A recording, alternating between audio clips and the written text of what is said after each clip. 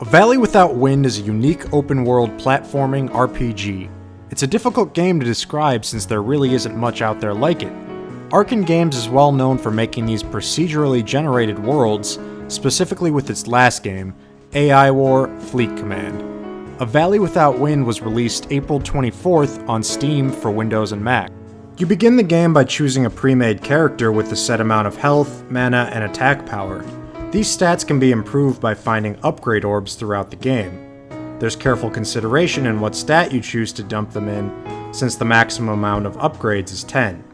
A Valley Without Wind uses a minor permanent death model, where upon dying you lose all your upgraded stats and must choose a new character. It's not as much of a burden as a roguelike where you'd have to start all over again, and it forces you to play much more carefully than your average platformer. The overworld is divided up into a grid, with each section having its own region map, and each region having multiple buildings and underground passages. Nearly every building in the game has a randomized loot room, which makes dungeon crawling a much more focused experience, since you know each time what the goal is. A major complaint I had when I first started playing is how confusing the map system was, but after I studied it a bit more intently, it actually made perfect sense.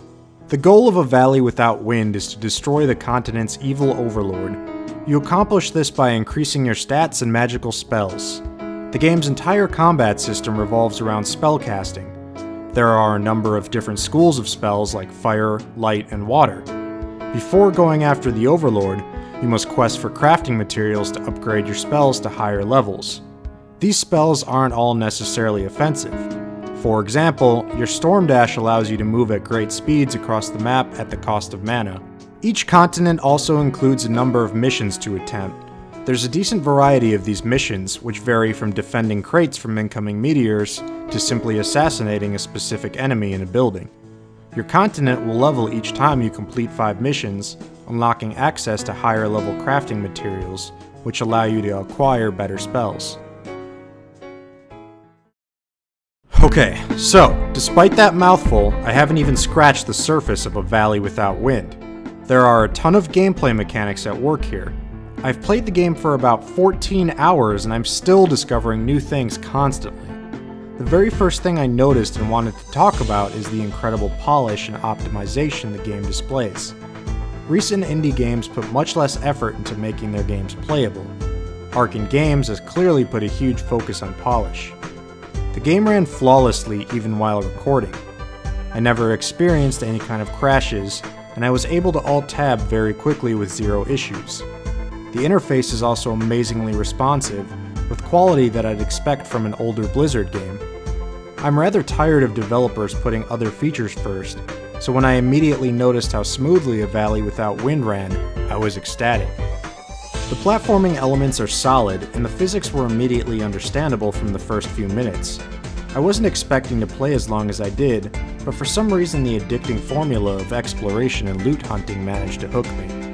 I'm fairly certain that this game caused me to lose some sleep. A Valley Without Winds doesn't get a complete free pass though. At times it can get rather repetitive. Not much changes when the continent levels up after 5 missions, so you're essentially just searching for crafting materials throughout the entire game. The enchant system, which is essentially the game's loot, is done rather poorly as well. You unlock new enchants by picking up canisters. After retrieving enough, a new enchant is automatically given to you. These often felt underwhelming and were rarely significant enough to get excited about. The art style is also something that has been heavily criticized. I was actually relatively satisfied with how the game looked, so you won't find any complaints here. The strange MIDI soundtrack was also rather dull at first, but by the end of the game I was tapping my foot. I didn't get a chance to play multiplayer much, but it plays very similarly to the single-player game. Enemy health is multiplied by the number of people in the game, so you'll need to work together to take some of the bigger bosses down. Characters are also unique to each server, so you won't be able to freely transfer your characters from single-player to multiplayer. A Valley Without Winds is a strangely unique concept that happens to be extremely addicting. The game is already receiving post-launch patches for new content, so you can expect Arcan Games to support it for a very long time. Before creating this review, I interviewed Chris Park, head of Arcan Games, which was definitely a great insight on the developmental process of creating the game. If a dungeon crawling platformer sounds awesome to you, I definitely suggest checking A Valley Without Winds out.